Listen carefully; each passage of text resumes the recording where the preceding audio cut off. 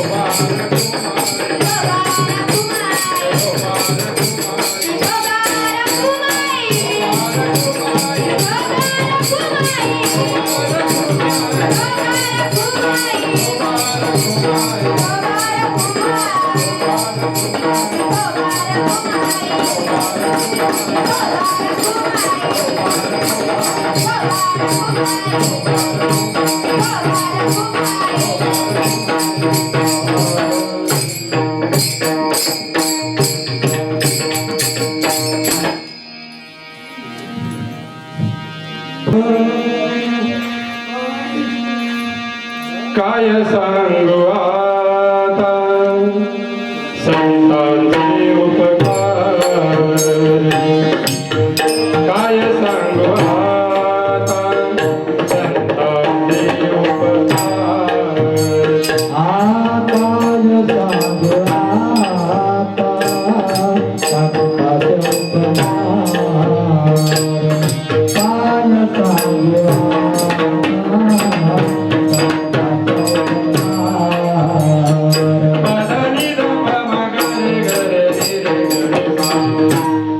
काय सांगू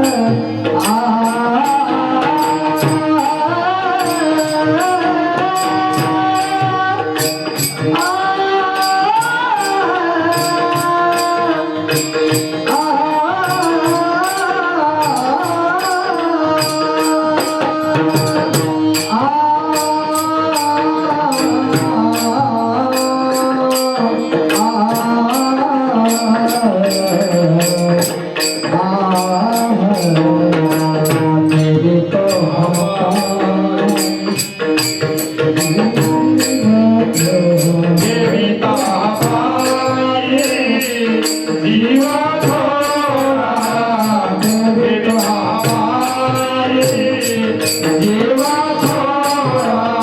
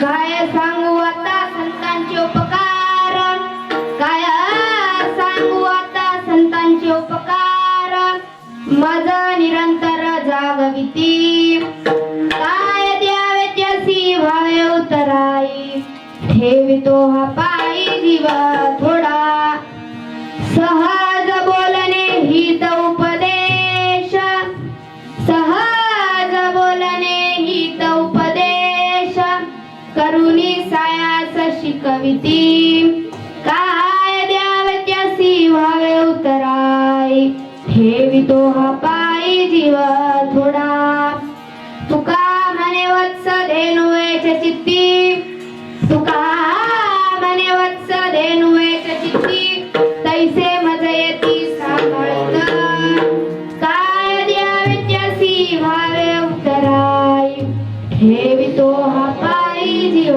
थोडा, ओम पार्थाय प्रतिबोधितं भगवता नारायणेन स्वयं, व्यासेन ग्रथितं पुराणमुनिना मध्ये महाभारतम्, अद्वैतामृतवर्षिणीं भगवती मष्टादशाध्यायिनी, मम्मत्वामनुसन्दधामि भगवती ते भगवद्वेषिणीं, नमोऽस्तुते व्यास विशाल बुद्धे, फुल्लारविन्दाय तपत्र नेत्र, येन त्वया भारत तैल पूर्णा, प्रज्वालितो ज्ञानमय प्रदीपः, महायोगपीठे तटे भीमरथ्यं, वरं पुण्डलीकाय दातु मुनीन्द्रे, समागत्य तिष्ठन्तमानन्दकन्दं, परब्रह्मलिङ्गं भजे पाण्डुरङ्गं, पांडुरंग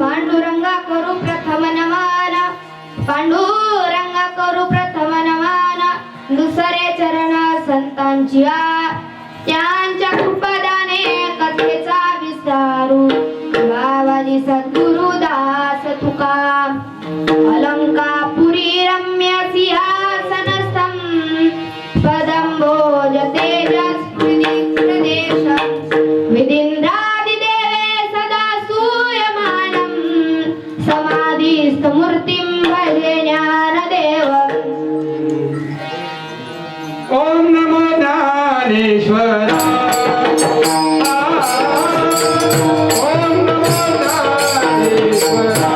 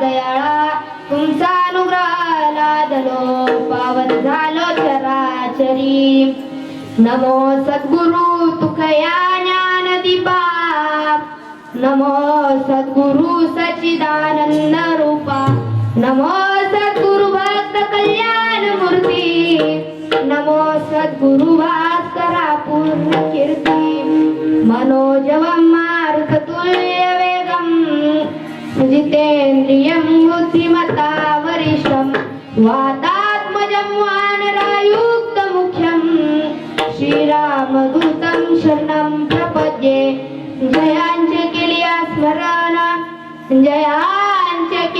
स्मरण होय सकळ विद्येचे अधिकरण तेची वंदू श्री चरणाशी गुरुजी हेची नमस्कारोनी आता रायगडी मंदिरी वसे माझा राजा रायगडी मंदिरी वसे माझा राजा चरणाशी अर्पितो जन्मही काया जगदीश्वराची जोडून ज्याची ख्याती प्रथम वंदितो तुम्हा शिव छत्रपती श्री संतांची या माता चरणावरी श्री संतांची या माता चरणावरी साष्टांग करी दंडवता विठ्ठला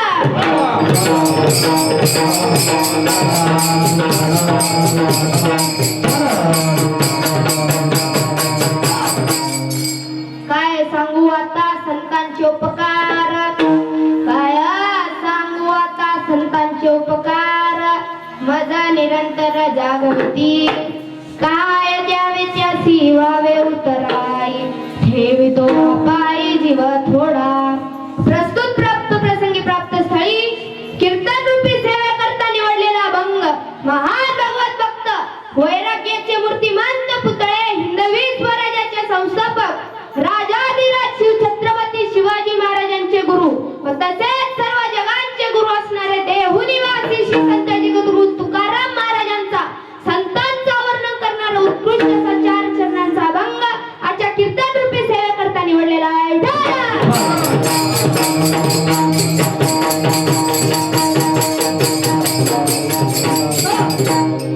अल्पसा परिहार द्यायचा तो असा की किम निमित्त किम कारणम पायी दिंडी सोहळ्या निमित्त तुमचा आणि आपलं दुर्लभ दर्शन योगायोग आपल्या भागातील हंस परंपरेमधील शाश्वत ज्ञानाची सांप्रदायिक गंगा आणणारे 12 सद्गुरु वैकुंठवासी बागुल महाराज श्री क्षेत्र कणशेत यांच्या कृपाशीर्वादाने व तसेच सर्वांची लाडकी आदरणीय साध्या मुळा स्वभावाची प्रातस्मरणीय गुरुमाऊली हरिभक्तीमध्ये पारंगत श्री सीताराम महाराज होमपाडा यांच्या असीम चरण स्पर्शाने व प्रेरणेने चालू आहे व त्यासाठी तुम्ही मजल दर मजल करीत आलात आपली दिंडी समाधीस्थ असलेल्या विश्वमाऊली ज्ञानोबरायांच्या चरणी विराजमान झालेली आहे अलंकापुरीत समाधीस्थ असलेले विश्वमाऊली ज्ञानोबरायांचा कीर्तन रूपी प्रसाद घेऊन आम्ही आलो कशासाठी तर इथले ज्ञानोबरायांच्या चरणी समर्पित करण्यासाठी आमचं थोर भाग्य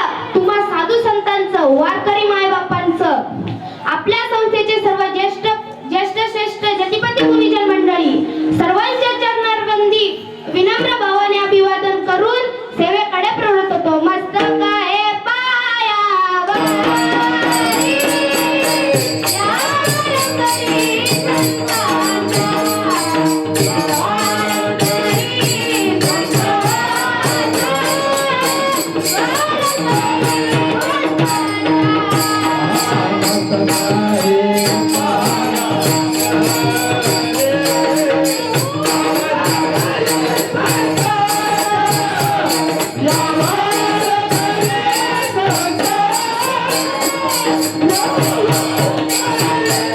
Yeah.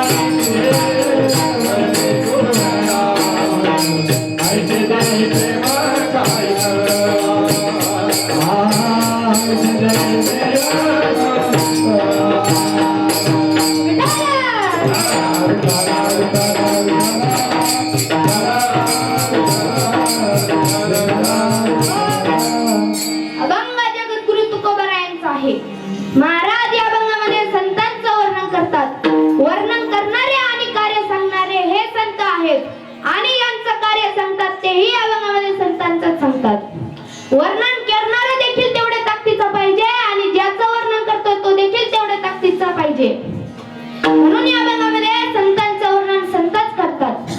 या अभंगामध्ये एक वैशिष्ट्य आहे की या अभंगात कोणत्याही संतांचं नाव घेतलेलं नाही, परंतु याच्यावर भूतलावरील जेवढ्या काही संतांनी त्या ठिकाणी अवतार धारण केले तेवढ्या सर्व संतांचे लक्षण या अभंगात सांगितलेले आहेत. या अभंगामध्ये संत काय करतात तर हो संत जागवतात, संत शिकवतात आणि संत सांभाळतात. हे तीन या ठिकाणी अभंगाचे विशेषण आहे. संतांचं लक्षण आहे संत ओळखायचे कसे तर जे जीवाला माणसाला अज्ञानी सृष्टीतून जे जाग करतात, अज्ञानी जीवाला जे शिकवतात आणि जड जीवाला जे सांभाळतात तर त्यांना संत म्हणतात. विठ्ठल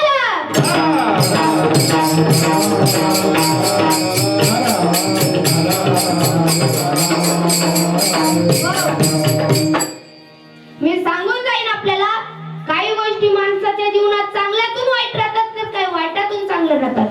जसं की आज एवढे कामाचे दिवस आहेत, एवढी झोपेची वेळ आहे, तरी तर तुम्ही कीर्तनाला आला. हे चांगल्यातलं वाईट का वाईटातलं चांगलं? बोला, वाईटातलं चांगलं काय? वाईटातलं चांगलं. पण तुम्ही इथं येऊनही टाळ्या वाजवत नसाल तर हे मात्र चांगल्यातलं वाईट आहे. विठ्ठल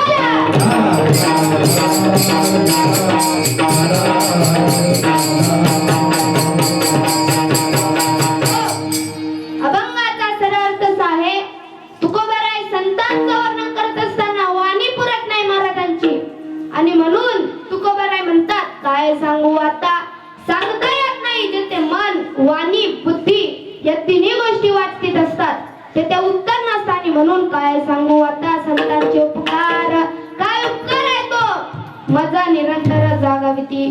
तुकोबाराय दुसऱ्याकडे सांगतात संतांच्या उपकारातून उत्तीर्ण होण्याकरता माझ्याकडे दुसरे काही नाही. संतांच्या उपकारातून उत्तीर्ण होण्याकरता काहीतरी द्यावे लागते पण माझ्याकडे दुसरे काही नाही. नो हे नो याच्यावर भूतलावरील जन्माला आलेल्या जीवाकडेच काही नाही. काय द्यावे त्याची व्हावे उतराई, ठेवितो पायी जीव थोडा. हा जीवच सगळ्यांना प्यार आहे, सगळ्यांमध्ये सगळे आहेत ते जीवा करताच आहे.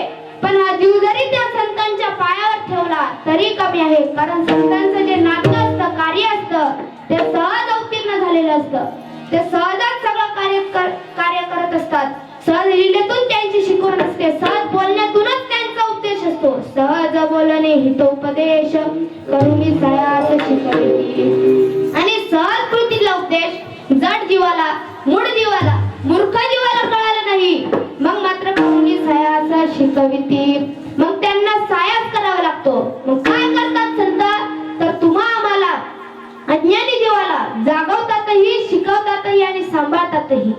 तुका माने वत्स सांभाळतात कशा पद्धतीने तर धेनू येते चित्ती. गायीप्रमाणे संत तुम्हा आम्हाला सांभाळतात. ती गाय जरी डोंगरावरती चरायला गेली तरी तिचं चित्त कुठं असतं?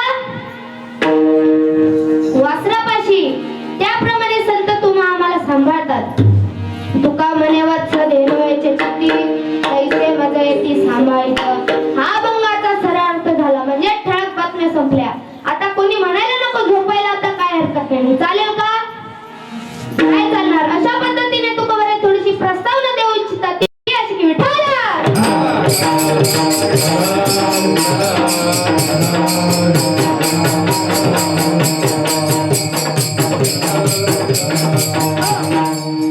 अभंगाची पार्श्वभूमी बघत असताना सज्जनांनो या जगात दोन वर्ग पडतात. एक आहे कृतज्ञ आणि एक आहे कृतज्ञ. पहिला वर्ग आहे कृतज्ञ, त्याच्यावर आपण किती मोठे उपकार करतो ते उपकाराची जाण ठेवतो. आणि दुसरा वर्ग आहे तो म्हणजे कृतज्ञ, ज्याच्यावर कितीही मोठे उपकार करा तो ते उपकाराची जाण न ठेवतो उपकारावर उपकार करतो तो म्हणजे कृतज्ञ. थोडक्यात सांगायचं म्हणजे एक विंचू नावाचा प्राणी त्या ठिकाणी पाण्यात पडला आणि पाण्यात पडल्याच्या नंतर त्याच्या नाकाडोळ्यात पाणी जाऊन तो बुडाला. त्याला एका बेंडकुळीने पाहिलं. बेंडकुळी त्याच्या जवळ गेली आणि म्हणाली, बाबा विंचवा तू पाण्यातला प्राणी नाही, तू पाण्यात जास्त वेळ राहिला असता तुझ्या नाकाडोळ्यात पाणी जाऊन तू बुडशील. तुला मी आहे ना सुखरूप काठावरती पोहोचवते. मग हा विंचवाला बरं वाटलं. विंचू जाऊन बेंडकुळीच्या पाठीवर बसला आणि पाठीवर बसल्याच्या नंतर आता काठ आलं. ती बेंडकुळी म्हणाली, विंचवा आता उतर. पण महाराज ही जात कृतज्ञाची होती. हा उतरता उतरता याने याचा स्वभाव दाखवला. काय महाराज विंचवाचा स्वभाव पहा.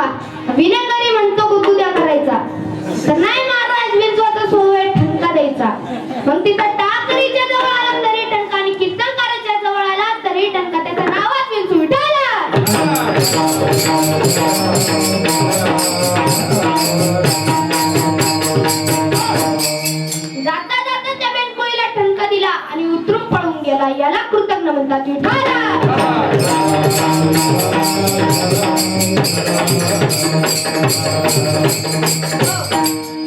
थोडक्यात सांगायचं म्हणजे कृतज्ञ म्हणजे आपण त्याच्यावर किती मोठे उपकार करा, उपकाराची जाण न ठेवता उपकारावर उपकार करतो त्याला कृतज्ञ म्हणतात.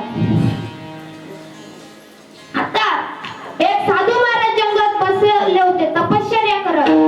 त्यांच्याकडे उंदीर पळत आला. तो म्हणाला, महाराज मला वाचवा, महाराज मला वाचवा. महाराज म्हणाले, काय झालं उंदरा तुला?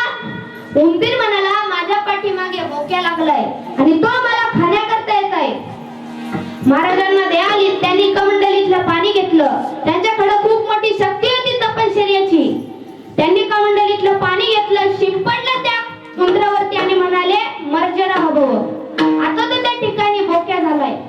तोच बोक्या काही दिवसांनी महाराजांकडे पळत आला आणि म्हणाला, महाराज मला वाचवा, महाराज मला वाचवा. आता महाराज म्हणाले, काय झालं बोक्या तुला?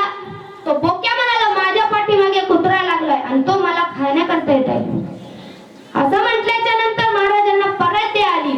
त्यांनी कमंडलीतलं पाणी घेतलं, शिंपडलं त्या कुत्र्यावरती आणि म्हणाले, श्वानही भव. आता तो त्या ठिकाणी कुत्रा झालाय.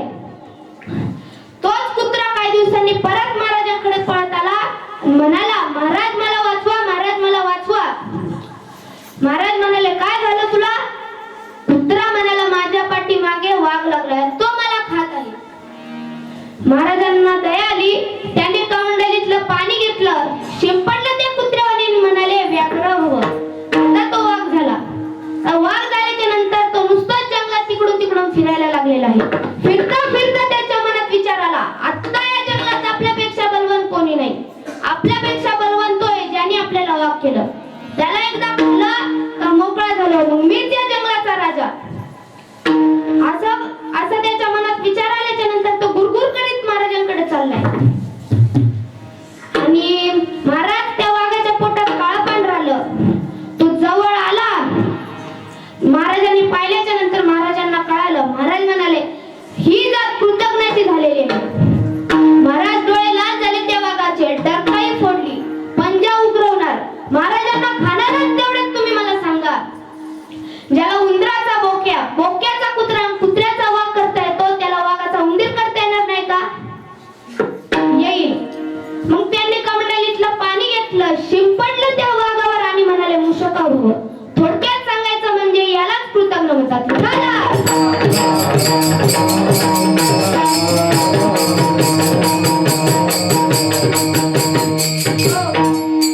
ज्ञानोबरायांनी काही ओव्या दिले. चोरा सवा हृदितला, कृतज्ञ उपकार केला, निसगु स्तविला वाया जाय. निसगु माणसाचं त्या ठिकाणी किती स्तवन केलं तर काय उपयोगाचं नाही. चोराच्या हातात येवर दिलेला काय उपयोगाचं नाही. चोराच्या हातात येवर दिला तर तो चोरीच करेल. विठाला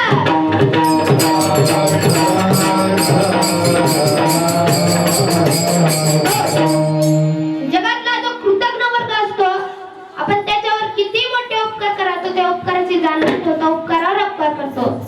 त्या ठिकाणी तो स्वतःचा स्वार्थ साधत नाही, स्वतःचा परार्थही साधत नाही.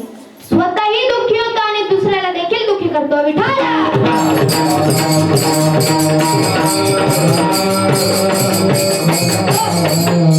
ज्ञानोबरायांनी आणखीन काही ओव्या दिल्या. 18व्या अध्यायातली 616वी ओवी आहे. आपण अंगी जाय नागवी जगाचे डोळे, पतंग जाईसा सळे दीपाचिने. माऊली म्हणतात हा पतंग नावाचा किडा आहे ना. आता सगळ्यांना माहितीच असेल पतंग नावाचा किडा, तरी जर कोणाला माहिती नसेल तर सांगतो. आता सगळीकडे लाईट यायला म्हणून दिवा कोणी लावत नाही, पण तरी एखाद वेळेस लाईट गेली तर आपण दिवा लावतो.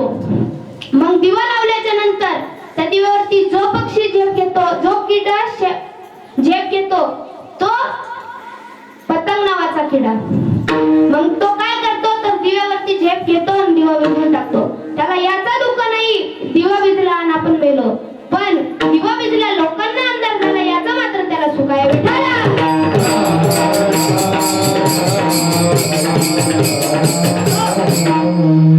जेत्याची या कृपाला दिजेवरू, तेथ्याची मी वेशी चारू.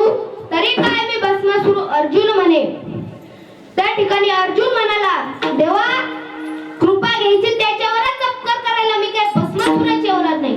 हा भस्मासुर कोण आहे? तर कृतज्ञ असणारा त्या ठिकाणी प्राणी आहे. विठ्ठला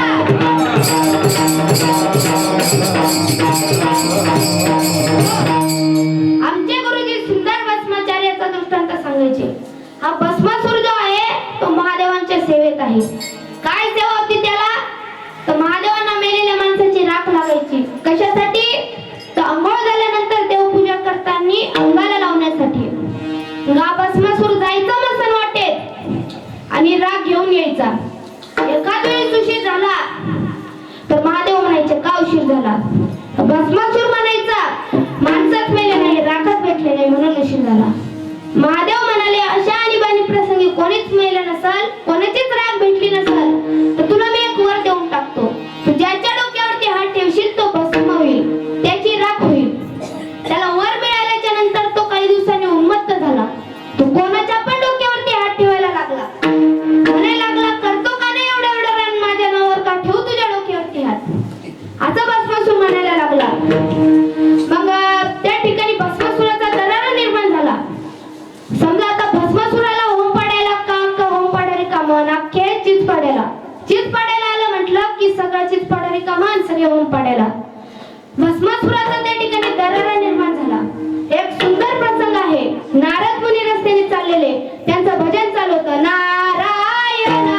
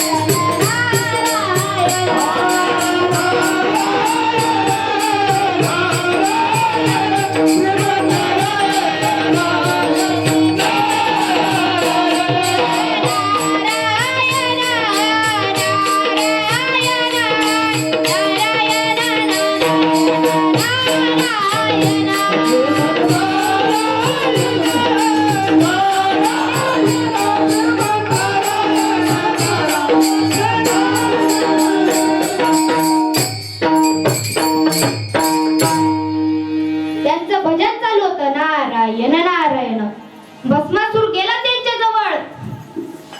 आता लोक त्यांना म्हणू लागले, हा भस्मासुर आहे, हा काय करतो? तर याला महादेवाने वर दिलंय, हा ज्याच्या डोक्यावरती हात ठेवेल तो भस्म होईल. मग महाराज ते संत होते, जाणकार होते, ज्यांचं काम कधीच रद्द होत नाही ते म्हणजे नारद मुनी. त्यांच्या नावातच ना रद्द, ते म्हणजे नारद मुनी. पण त्यांची एक सवय होती कळ लावायची. त्यांच्या कळीतून लोकांचा उद्धार व्हायचा. आता पण नारद मुनी आहेत, पण त्यांच्या कळीतून लोकांचा वाटोळ होता.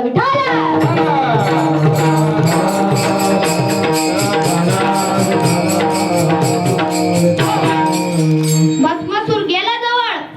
नारद मुनी म्हणाले, अरे माझ्यासारख्या गोसाळ्याला जाऊन तुला काय भेटेल?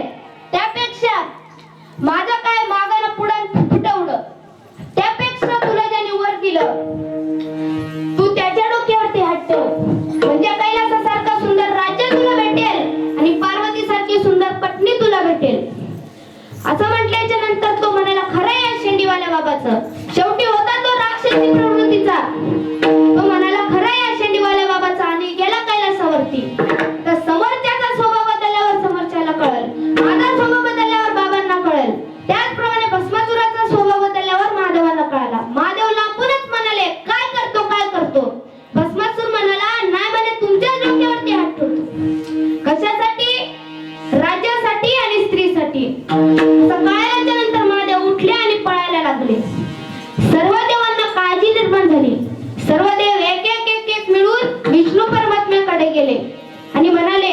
आपल्या भोळ्या देवाला काही कळतच नाही.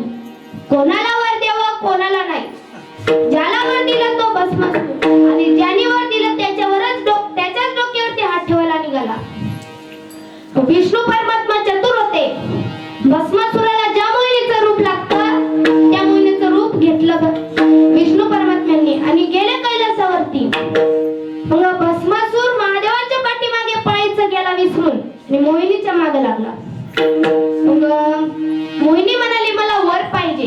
भस्मासूर देखील म्हणाला मला वधू पाहिजे. पण तेवढ्यात मोहिनी म्हणाली पण माझी एक अट आहे. मी जगाची सुंदरी आहे. भस्मासूर म्हणाला काय अट आहे? मोहिनी म्हणाली मी जसं नाचीन तसं तू नाचायचं. मी जिथं जिथं हात ठेवीन तू तिथं हात ठेवायचे. भस्मासूर म्हणाले एवढंच? मला वाटलं डोंगर डोक्यावर घ्यायचा झाडावरून उडी टाकायची. जमतंय.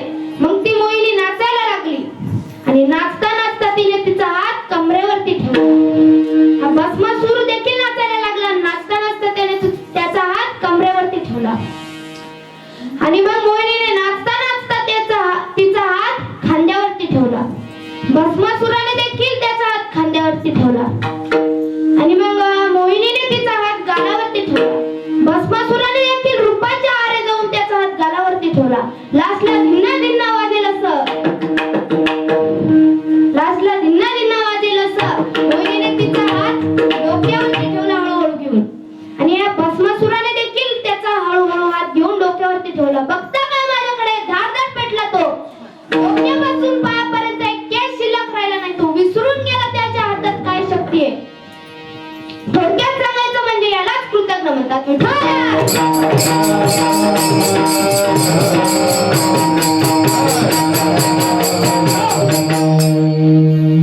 ज्ञानोबारा म्हणतात एक कृतज्ञ आहे आणि एक कृतज्ञ आहे. शास्त्रात सांगितलं आहे एक अपकारावर अपकार करणारा वर्ग आहे, एक उपकारावर उपकार करणारा वर्ग आहे. एक उपकारावर अपकार करणारा वर्ग आहे आणि एक अपकारावर उपकार करणारा वर्ग आहे. थोडक्यात सांगायचं एखाद्याने एखाद्याचे 1000 रुपये बुडवले, 2000 बुडवले तर तो त्याचे 5000 बुडवतो, 10000 बुडवतो. याला अपकारावर अपकार म्हणतात. इतिहासातलं सुंदर उदाहरण आहे. सहस्रार्जुन उन्मत्त झाला आणि जमदग्नीकडे गेला आणि जमदग्नीकडे गेल्याच्या नंतर म्हणाला तुझी मला कामधेनू नावाची गाय दे. आणि मग जमदग्नीने नाकार दिला म्हणून त्या ठिकाणी जमदग्नीचा घात केला. त्या ठिकाणी असणारी रेणुका माता म्हणाली परशुरामा कुठं होतास? तुझ्या बापाचा घात झालाय. महाराज परशुराम धापूस झाला. तो धावून आला. त्या सहस्रार्जुनाला त्या राजाला ठार केलंच केलं पण 21 वेळा निक्षत्री प्रथा केली. याला अपकारावर अपकार म्हणतात.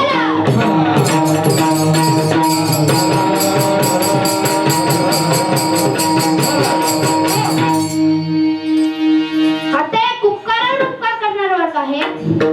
त्या ठिकाणी पांडवांच्या राजशाहीच्या यज्ञात शुकाचार्याने पोपट होऊन भाताचे एक शेत खाल्लं आणि त्या भाताच्या एका शेताच्या उपकारातून उत्तीर्ण होण्याची तो वाट पाहत होता. महाराज ती वेळ आली.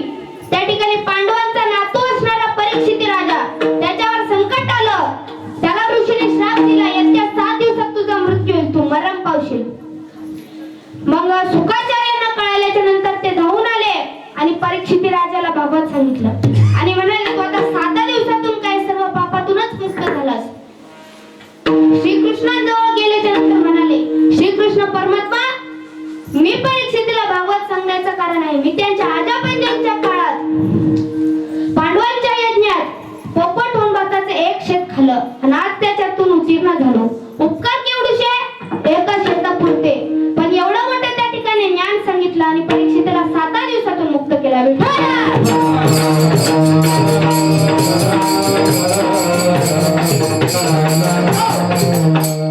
तिसरा वर्ग आपण पाहिलेला आहे त्या ठिकाणी असणाऱ्या विंचवासारखा, त्या ठिकाणी असणाऱ्या भस्मासुरासारखा.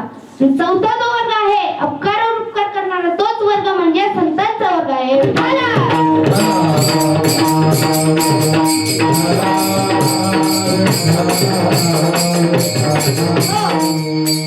आता देवाने आपल्याला देह दिलंय कशासाठी तर त्याचं भजन करण्यासाठी.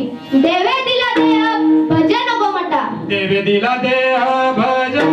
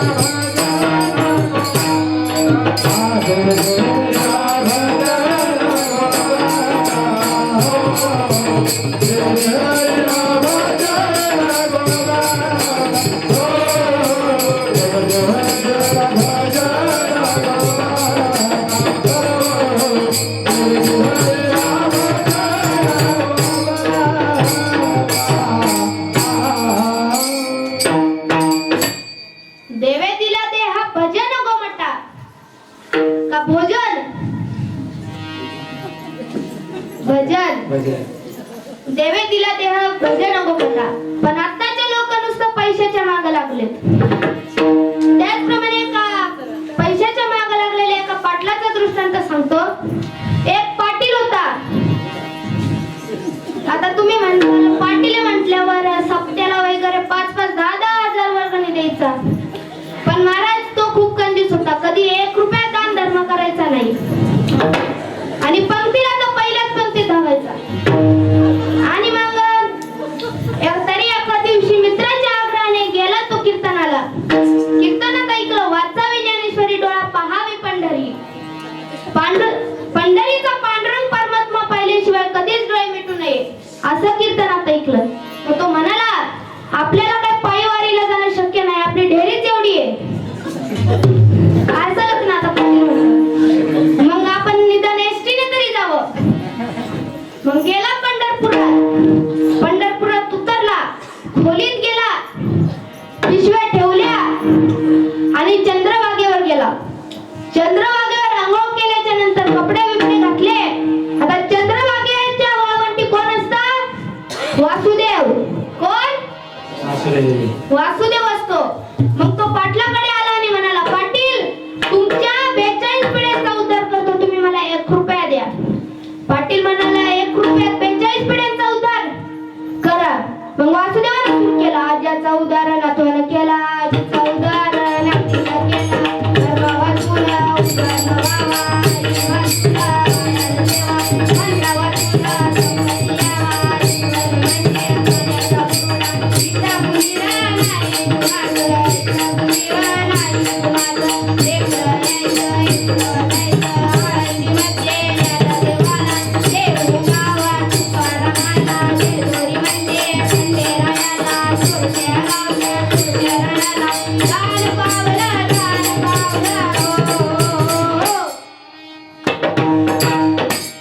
असं म्हणाला वासुदेव. झाला तुमच्या 42 पिढ्यांचा उद्धार. पाटील म्हणाला, झाला? वासुदेव म्हणाला, हो.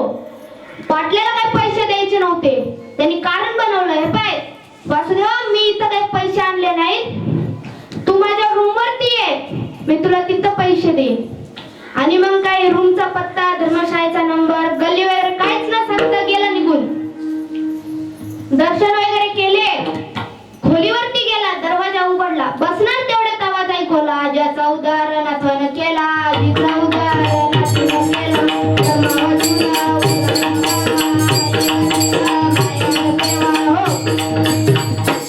असा आवाज आला. मग वासुदेव म्हणाला, पाटील पैसा. पाटलानं दरवाजा उघडला. तो म्हणाला, अरे वासुदेवा, मी तुला पैसे दिले असते रे, पण मी जर तुला पैसे दिले तर मला टिकण्यासाठी पैसे कमी पडतील, त्यामुळे मी तुला देऊ नाही शकत पैसे.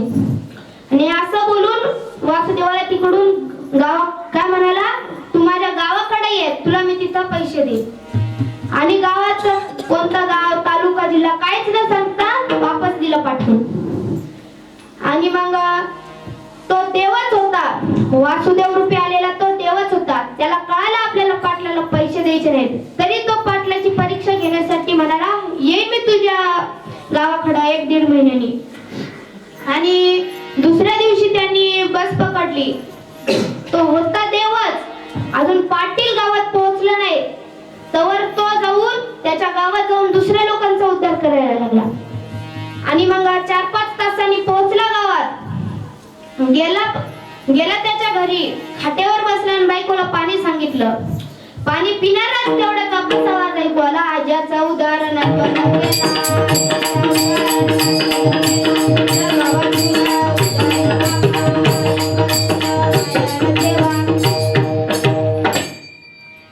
पाटील म्हणाला याला आपण गावाचा जिल्हा तालुका काहीच नव्हतं सांगितलं, मग आला कस काय? काल तरी आपल्या पाठीमागं आला असेल, आज कस काय आला हा? मग तो त्याच्या बायकोला म्हणाला हे पाय मी मरायचं नाटक करतो, तू रडायचं नाटक कर. मग धाड करीशी त्याने तांब्या सोडला आणि पडला खाली. आणि मग ती पाटलीन रडायला लागली. तेवढ्यात वासुदेवाने आवाज दिला पाटील पैसा. पाटलीन बाहेर गेली आणि म्हणाली पाटील आता तुम्हा आम्हाला सर्व जगाला सोडून गेले, आता तुम्हाला तुमचे पैसे भेटत नाही. मग वासुदेव म्हणाला, तो शेवटी देवच होता, तो म्हणाला की जाऊन दे खूप वाईट झालं, आता आलो ते एवढा लांबून तर आल्यासारखी मत करूनच जाऊ. देवच होता तो, आल्यासारखी मत करून जाऊ. पाटलीन गेली आता मोठमोठ्याने रडू लागली. आणि मग सगळं गाव गोळा झालं. पाटलाच्या अंत्ययात्रेची तयारी सुरू झाली. पाटलाला पाणी तापवायची तयारी चाललेली. पाटलीने असं पाणी तापवलं, असं पाणी तापवलं, लय दिवसांचा राग होता तिला. रस्त्यावरची साडी घेऊन दिली नाही, सोनं केलं नाही गळ्यात, लयच राग होता तिला. तिने काढला, असं पाणी तापवलं आणि अंघोळ घालायची वेळ आली. तो असाच लटकला, पण 1 रुपयासाठी काही उठला नाही. आणि मग पाटलाला तिरडीवरती झोपवलं आणि पाटलाची अंत्ययात्रा स्मशानभूमीकडे निघाली. राम नाम सत्य हे. आणि मग असं म्हणत चालली. तेवढ्यात पाटील म्हणाला की आता गेला असेल वासुदेव, आपण आता पाहू डोळे उघडून. तेवढ्यात आवाज ऐकू आला, आज्याचा उदाहरण आपण केला, आजीचा उदाहरण आपण केला, ऐकू आला. पाटील म्हणाला हा आपल्याला स्मशानभूमीपर्यंत सोडत नाही, स्मशानभूमीपर्यंत आपल्याला जाणंच आता. नेलं स्मशानभूमीत, त्याला सरणावरती झोपवलं, त्याला शेवटचं पाणी पाजलं, त्याच्या मुलाने त्याला अग्नी दिला, त्याला चटके बसायला लागले. मग तो म्हणाला आता वासुदेव गेला असेल. तेवढ्याच आवाज ऐकू आला, आज्याचा उदाहरण आठवण केला, आजीचा उदाहरण आठवण केला. मग तो म्हणाला आता आपल्याला जायल्याशिवाय जात नाही. शेवटी त्या वासुदेव रूपी देवाला दया आली. तो म्हणाला हा फक्त 1 रुपयासाठी मारायला निघाला, 1 रुपयासाठी. शेवटी वासुदेव रूपी देवाला दया आली. तो म्हणाला पाटील पैसा सुटला. पाटील म्हणाला घ्या पट्टा उठला. काही आमच्या जगात काही असे माणसं आहेत, काही धनासाठी प्राण देतात तर काही घेतात. विठाला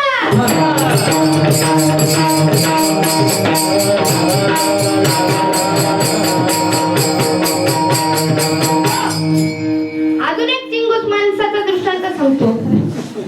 आता एक माणूस होता, तो काय करायचा, या हाताने दिवा लावायचा आणि या हाताने विझवायचा. मग काही दिवसांनी त्याचं लग्न झालं आणि त्याला भजनाचा नाद होता. मग तो एका दिवशी असाच होता, 5-6 किलोमीटरचं होतं, जवळजवळ इथून 25 पाड्याचं अंतर होतं. मग तो गेला अर्ध्या वाटात पुलापर्यंत गेला आणि तो म्हणाला हे पाय आपण तर एका हाताने लावतो आणि दुसऱ्या हाताने विझवतो. आता आपल्याला बायको झाले, आपल्याला काय माहिती नाही कस काय करेल, दिवा लावून आपण 1 दिवा तेल महिना पुरवतो, एका दिवसातच सगळं संपल असं त्याला वाटलं. मग तो वापस गेला, दार ठोकलं आणि म्हणाला हे पाय तू दिवा लावलास पण विझवलं का नाही? ती म्हणाली मी तुमचीच बायको आहे, तुम्ही तरी या हाताने लावता या हाताने विझवता, मी या हाताने लावला याच हाताने विझवलं,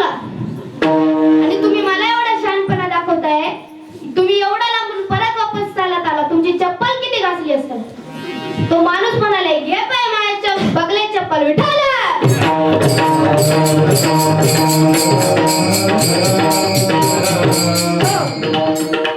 जे उपकार करतात, जे अपकारावर उपकार करतात ते म्हणजे संत. शास्त्रात सांगितलेलं आहे, जे चंदनाचं झाड असतं ते सुगंधित असतं. एखादा मनुष्य जातो चंदनाचं झाड तोडायला, शेवटी ते झाड स्वतः तुटतं, पण त्या कुऱ्हाडीला, त्या झाडेला सुगंधित करतं. त्याचप्रमाणे संत आहेत. विठाला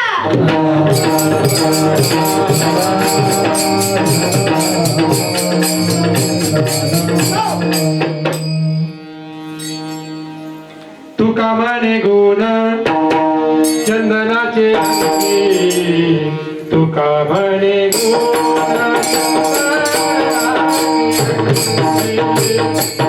तुका म्हणे गुण चंदनाचे अंगी, तुका म्हणे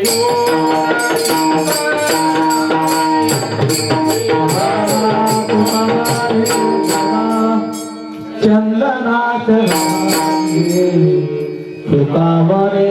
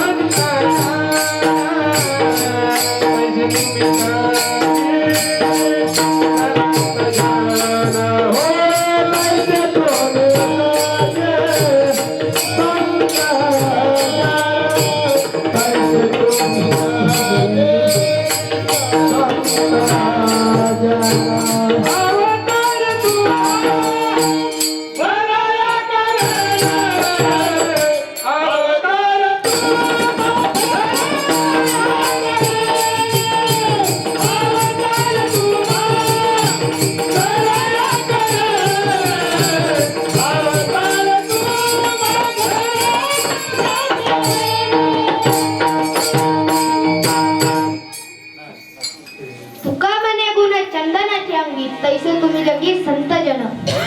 म्हणजे शास्त्रात सांगितलं आहे, चंदनाचं झाड सुगंधित असतं. ते बोरी बाबळीला तर सुगंधित करतं, पण एखादा मनुष्य जातो ते कुऱ्हाड घेऊन तिला तोडायला, शेवटी ते झाड त्या कुऱ्हाडीला देखील सुगंधित करतं, स्वतःही तुटतं. त्याचप्रमाणे म्हणूनच संतांना चंदनाची उपमा दिलेली आहे.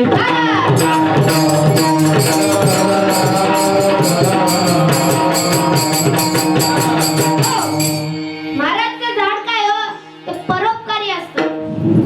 आता एखाद्या मनुष्याने झाड लावलं आणि एखादा मनुष्य गेला झाड तोडायला, झाड तोडता तोडता दुपार होते, तो आधी त्याच झाडाखाली बसायचा. तो म्हणायचा का, काय उठ माझ्या सावलीखालून उठ, तू मला तोडण्याकरता येणार आहे, असं म्हणायचा का तो?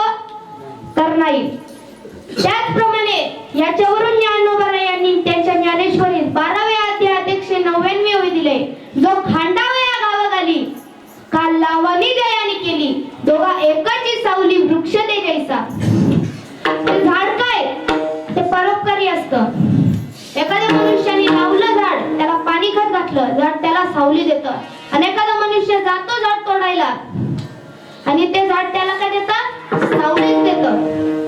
त्याचप्रमाणे संतांच्या जे शरणागत आले, संत त्यांचाही उद्धार करतात. आणि संतांना जे त्रास देण्याकरता आले, संत त्यांचा उद्धार करायचे, करतात आणि करतील. विठाला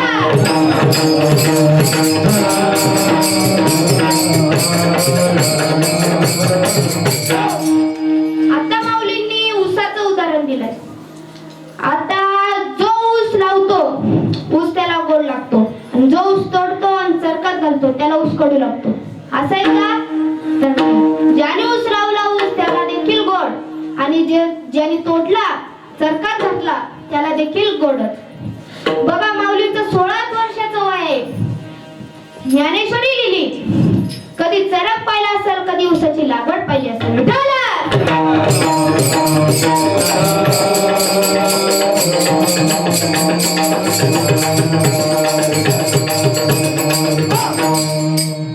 माधुर्य चंद्रिका सरी सजई राया रंका भूता समूह सकलिका. आता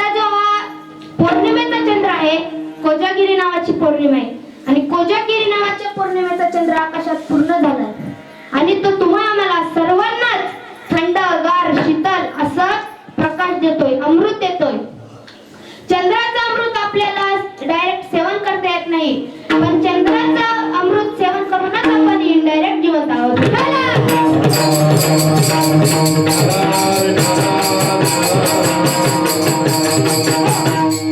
आता तुम्ही म्हणत असाल आपल्याला डायरेक्ट सेवन करता येत नाही, पण आपण त्याच्यामुळेच कसं काय जिवंत आहोत? तर मग पौर्णिमेचा जेव्हा चंद्र येतो तेव्हा त्या चंद्राचा उजेड आपल्या धान्यावरती पडतो, ते जरा का होईना आपल्या मुखात जातो, म्हणून आपण जिवंत आहोत आणि म्हणूनच आपण सुखी आहोत. विठाला!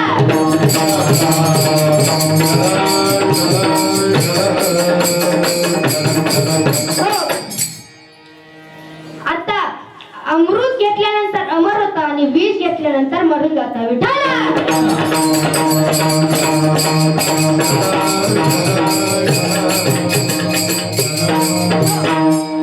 माधुर्य चंद्रिका शरीरचा राया रंका.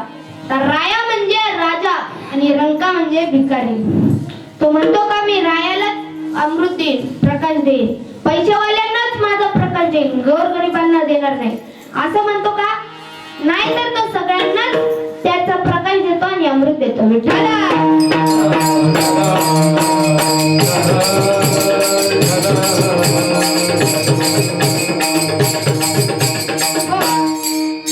ज्ञानेश्वरी मध्ये सुंदर असं पक्ष्यांचं नाव घेतलंय.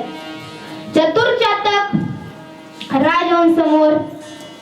चतुर नावाचा जो पक्षी आहे त्याला डायरेक्ट अमृत सेवन करता येतं आणि तुम्हा आम्हाला येत नाही, एवढाच फरक आहे. विठाला!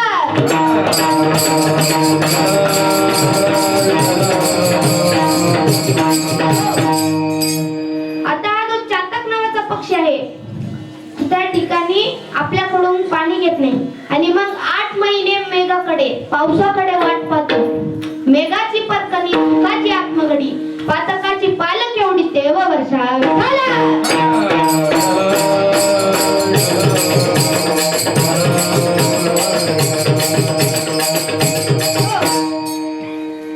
चातक नावाचा जो पक्षी आहे तो 8 महिने मेघाकडे वाट पाहतो आणि मग तो पाऊस पडतो. तो कोणासाठी पडतो? चातकासाठी.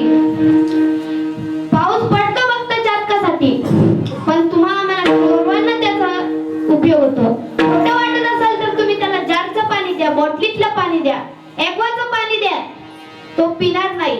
तो डायरेक्ट आकाशातून आलेलं पाणी पितो, म्हणून त्याच्यासाठीच पाऊस पडतो. तशीच गाय, आता गाय देते दूध वासराच्या निमित्ताने, पण सर्व जगाला त्याचा उपयोग होतो. विठाला!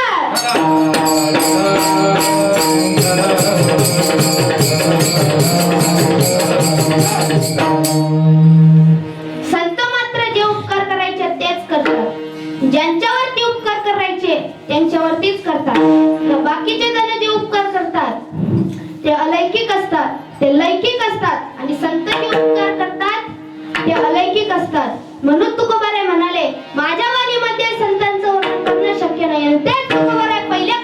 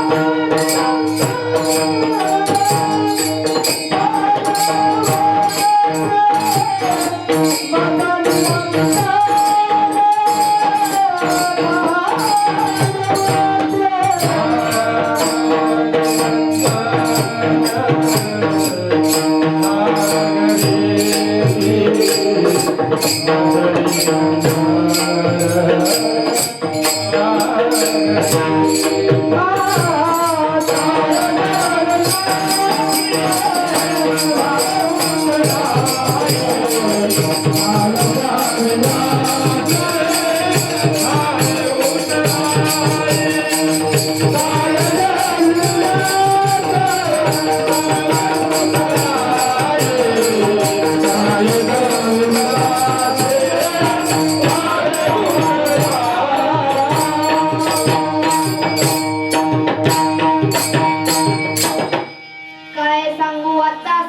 संतांचे उपकार काय? आता काय या शब्दाचं उत्तरच नाहीये. काय म्हणजे आता काय काय सांगू आता संतांचे उपकार? संतांचे उपकार आपल्याला सांगता येत नाही. आपल्यालाच नाही तर संतांचे उपकार संतांनाच सांगता येत नाही. अवघा आता कोणाचा पण जीव जरी आपण संतांच्या पायावरती ठेवला ना तरी आपण ते संतांचे उपकार आहेत ते फेडू नाही शकत. आणि तेच तू खबर आहे दुसऱ्या कडव्यात सांगतात. काय देऊयासी वाळू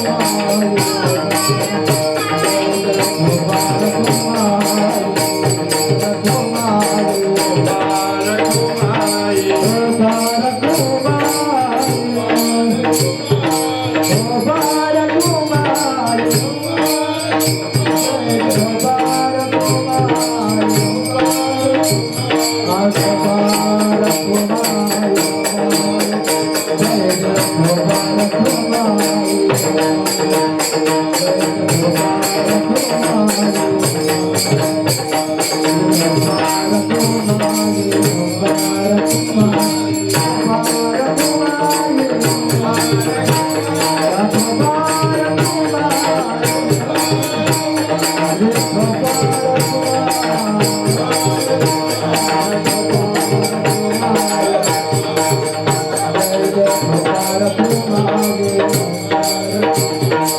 Baba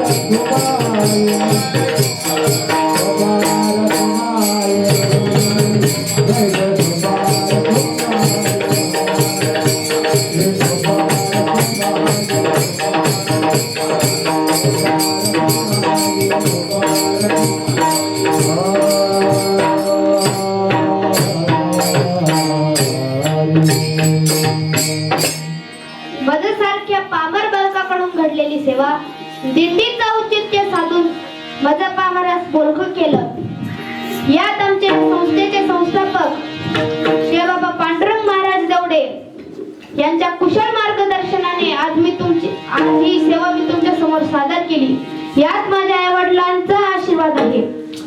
माझे आजोबा काकड्याचं नाव घेतलं की माझ्या आजोबांचं नाव प्रामुख्याने घेतलं जातं ते म्हणजे श्री विठ्ठल महाराज कुंभार. त्यांचं मी नातू आज तुमच्या समोर जेवढं काही बोलू शकलो तेवढं बोललो. आज 2च चरण घेतले आणि पुढच्या वर्षी जर परत मला संधी भेटली तर मी 4चे 4 चरण घेईन हा माझा शब्द आहे. आता आपण कोणाकडे चाललोय तर निवृत्ती महाराजांच्या समाधीचं दर्शन घेण्यासाठी चाललोय. तर मी पण अशी निवृत्ती व्हावी म्हणून पहिला निवृत्ती आणि निवृत्ती झाल्याशिवाय ज्ञान भेटत नाही आणि म्हणून दुसरा ज्ञानदेव. तर ज्ञान भेटल्यानंतर जीवन सोपं होतं म्हणून तिसरा सोपान. जीवन सोपा झाल्याच्या नंतर जीवन मार्गाला लागतं म्हणून आणि जीवन मुक्त होतं म्हणून चौथं मुक्ताई. निवृत्ती ज्ञानदेव सोपान मुक्ताई हे 4 म्हणजे आपल्या मानवाच्या 4 अवस्थाच आहेत व तेच गोड नामस्मरण आपण करायचं आहे. निवृत्ती ज्ञानदेव सोपान मुक्ताई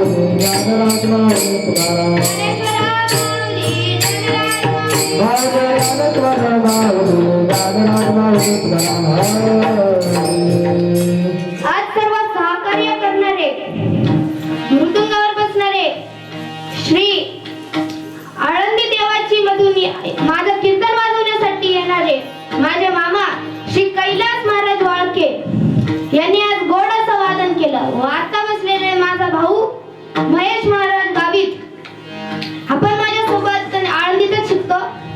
त्यांनी पण आता जरा सहकार्य केलंच.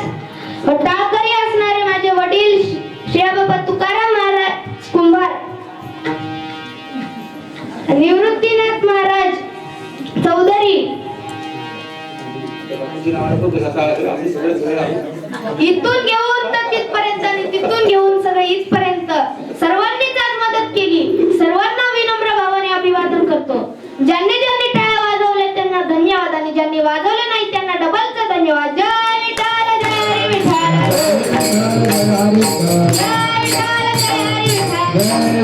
जय विठ्ठल जय